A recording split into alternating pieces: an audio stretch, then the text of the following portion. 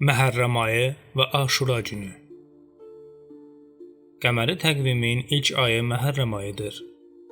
Məhərrəm haram olan, qadağan edilən, müqəddəs və hörmət edilən deməkdir.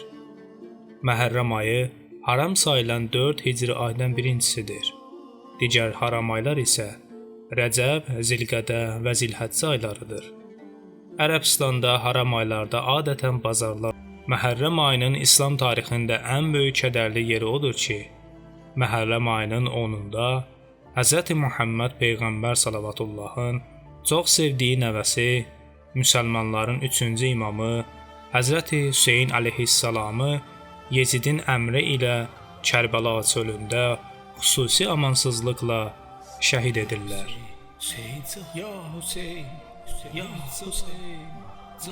İmam Hüseyn əleyhissalam ilə birlikdə onun 70-şi yaxın dostlarını, əzizlərini, sevdiklərini qılıcdan keçirirlər.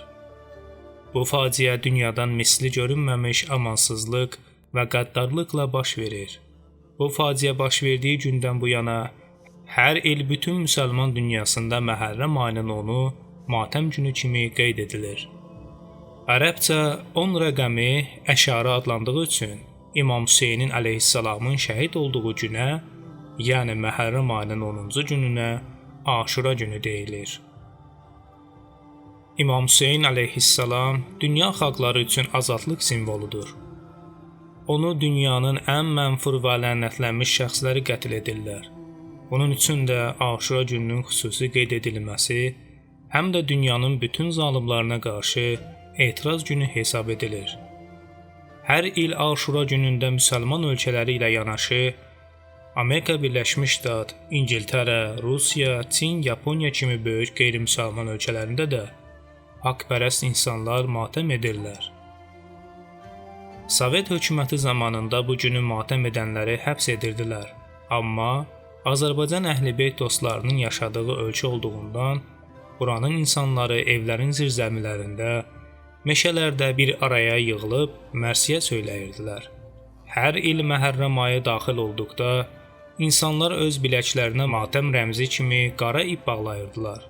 Bütün çətinliklərə baxmayaraq, xalqımız Hz. Hüseynin müsibətli günündə matəmə qərq olur. Hər kəs öz minasının, öz evinin qarşısında ehsan süfrəsi açır.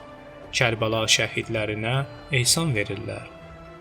Uşaqdan qocaya dək hər bir azərbaycanlı Aşura günü məscidə gedib əzadarlıq edir. Həzrət Hüseynin fədakarlığı və onun azadlıq mücadiləsi hər birimizin qəlbində yaşayır. Aşura günü bizə xatırladır ki, zülmə qarşı susmaq mümkün deyil və ədalət uğrunda mübarizə hər zaman davam etməlidir. Həzrət Hüseyn əleyhissalamın qanı ilə yazılmış bu hekayə gələcək nəsillərə ilham verəcək və haqqın səsini daim yüksəldəcəkdir.